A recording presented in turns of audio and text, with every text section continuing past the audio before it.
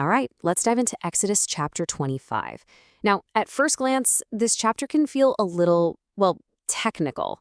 It might just look like a long list of building instructions, full of gold and specific measurements. But I promise you, woven into every single one of these details is one of the most incredible stories in the entire Bible. The story of how a holy, all-powerful God designed a way to literally live among his people. Okay, so here's our game plan. First, we're going to look at why the sanctuary was even needed. Then we'll see how it was paid for, which is a story in itself.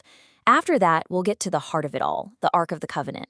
We'll also touch on the furnishings and what they symbolize, and wrap up with maybe the most important rule of all, following God's divine pattern. So, first things first, we have to start with the huge problem that this entire chapter is trying to solve. I mean, just think about what the Israelites had just been through.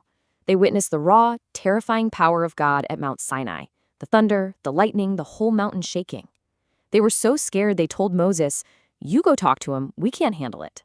So the biggest question on everyone's mind had to be, how on earth could that holy God possibly come down and live with us?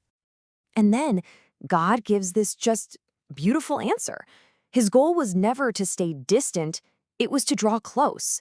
The whole point of this elaborate tabernacle was to create a special, holy space so his presence could travel with them, right there in the middle of their camp, all the way to the promised land.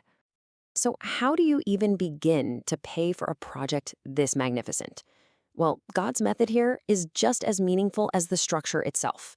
This wasn't a tax. It wasn't a mandatory levy. It was something far more personal. It was an invitation. Just look at this list for a second. It's a king's ransom.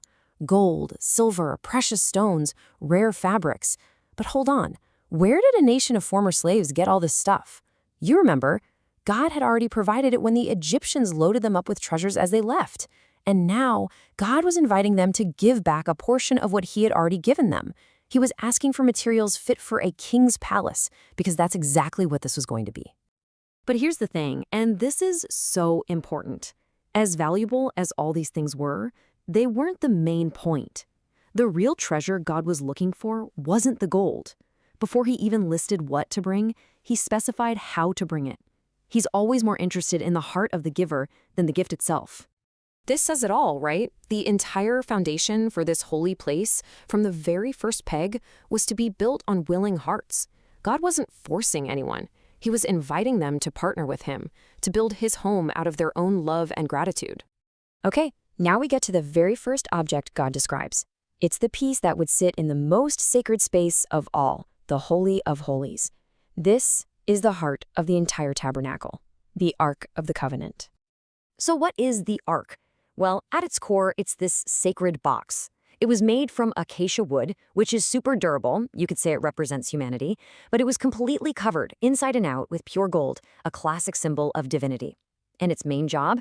To hold the testimony, the stone tablets with the 10 Commandments written by God's own finger. So let's picture how this is built. First, you have the box, which holds God's perfect holy law. Then, covering that law is the lid. But it's not just any lid. It's a solid plate of pure gold called the mercy seat, the place of atonement. And then, get this, hammered out of that same single piece of gold were 2 cherubim, these angelic guardians, facing down toward the mercy seat with their wings sheltering this sacred meeting point between heaven and earth. And this is why it's so incredible. This was not just a holy piece of furniture. It was the earthly throne of God. It was the specific location where God promised, right here above the law, from a place of mercy, I will meet with you. I will talk with you. It's just breathtaking. Okay, so if we step out of that most holy place, we enter the holy place. And in here, God specifies 2 other key pieces of furniture, and each one teaches us something profound about his character. On one side, you have the Table of Showbread. Every week, they'd place 12 fresh loaves of bread on it. It was this constant visual sermon that God is the one who provides for his people. Then, on the other side, you have the stunning, solid gold lampstand, the menorah. It was hammered from a single, massive piece of gold, and its 7 flames provided the only light inside the holy place. What a powerful picture, right? God's truth is the only real light in the darkness. You see what's happening here? Nothing, absolutely nothing in the tabernacle was just for looks. The bread for provision, the light for guidance, every single detail was a functional symbol. It was a tangible lesson to teach Israel about the nature of the God who wanted to live with them. Okay, for our last point, let's zoom all the way out. Because underneath all of these specific instructions for gold and wood, there is one command that God repeats, and it's the master key to this whole thing. God says this right at the very beginning, before he even talks about the ark. He makes it crystal clear. Moses has to build everything exactly according to the pattern that God would show him up on the mountain. No exceptions. And this wasn't a passing comment. He says it twice in this chapter alone. He starts with this command and he ends with this command. It's like the bookends for all the other instructions, telling us how critically important this is. The point couldn't be clearer, could it? This wasn't a project for human creativity. It wasn't time for someone to say, hey, I've got a better idea. Nope. This was a divine blueprint. It was a revelation of a heavenly reality. Every dimension, every material, it was all designed by God to be a physical copy of a spiritual truth. And so that just leaves us with this final thought. If God cared that much about the specifics, if every single detail was part of his precise pattern to make a way for him to dwell with humanity, what does that tell us about his character? What does it tell us about his incredible, detailed, and passionate desire to be known by us?